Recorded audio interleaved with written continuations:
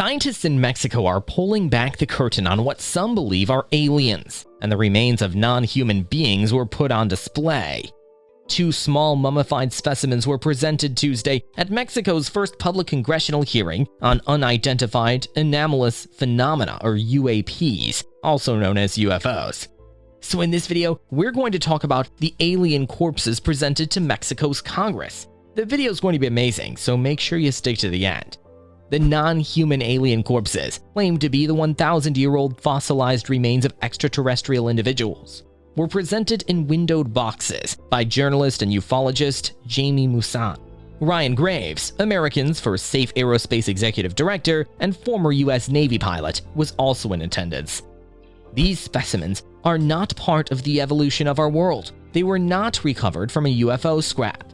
They were found fossilized in a diatom moss mine. "We are not alone in the vast universe. We need to accept this reality," said Maussan while testifying under oath, according to Euronews. Maussan was reportedly accompanied at the session by former U.S. Armed Forces pilot Ryan Graves and Avi Loeb, professor of astrophysics at Harvard University. Jamie Maussan is a journalist, TV personality, and ufologist who was involved in the analysis of 5 mummies discovered in Nazca, Peru in 2017. According to a report in Snopes.com, the discovery was hokum, and the mummified corpse was believed to be that of a child. Loeb recently made dubious claims that he had found materials of interstellar origin in the ocean. Maussan also said that they were able to draw DNA evidence using radiocarbon dating, and 30% of the specimen's DNA was unknown.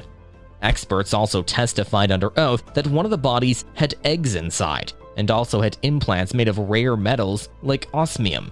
The Nazca mummy UFO theory was also debunked by several other researchers.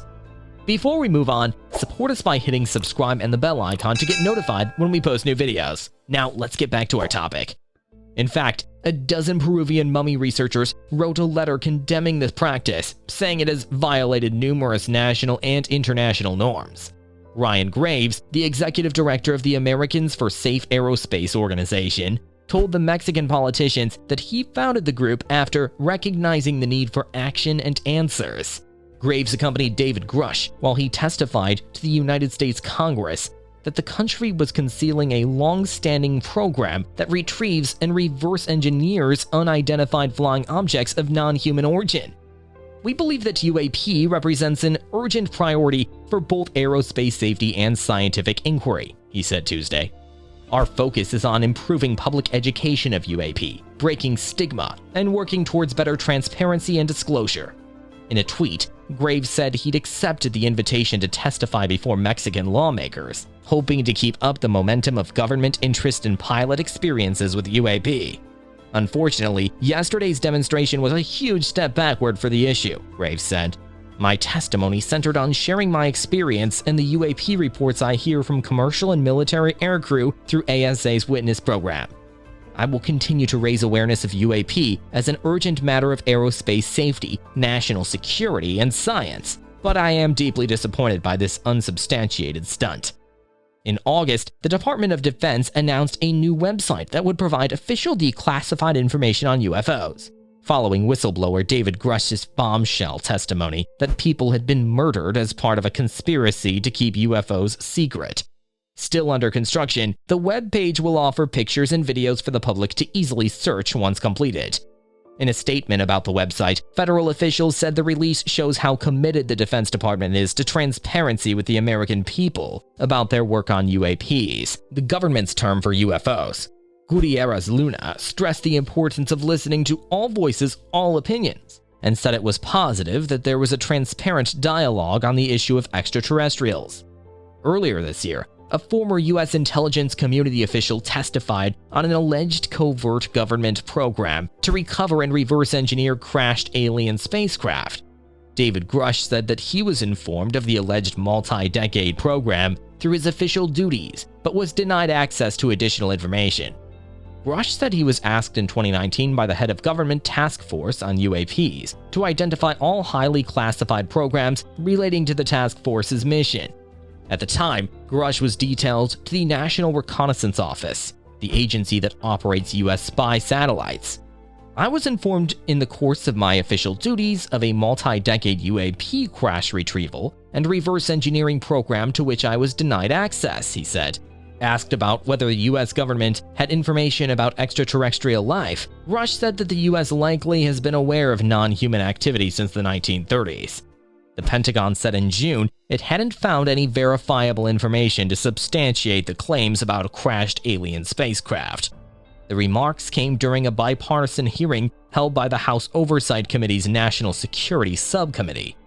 Julieta Fierro, the researcher at the Institute of Astronomy at the National Autonomous University of Mexico, was among those to express skepticism, saying that many details about the figures makes no sense. Fierro added that the researchers' claims that her university endorsed their supposed discovery were false, and noted that scientists would need more advanced technology than the X-rays they claimed to use to determine if the allegedly calcified bodies were non-human.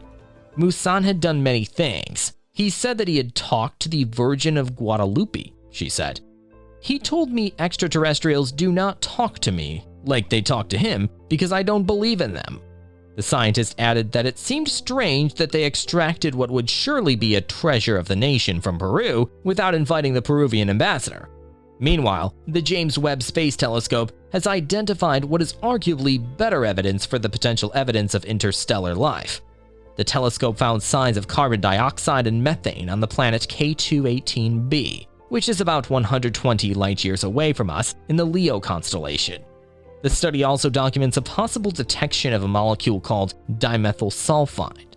On our planet, this is only produced by life. The majority of the dimethyl sulfide on Earth is emitted by phytoplankton in the oceans. UNAM, in a statement republished on Wednesday that it first issued in 2017, said the work by its National Laboratory of Mass Spectrometry with Accelerators, or LIMA, was only intended to determine the age of the samples.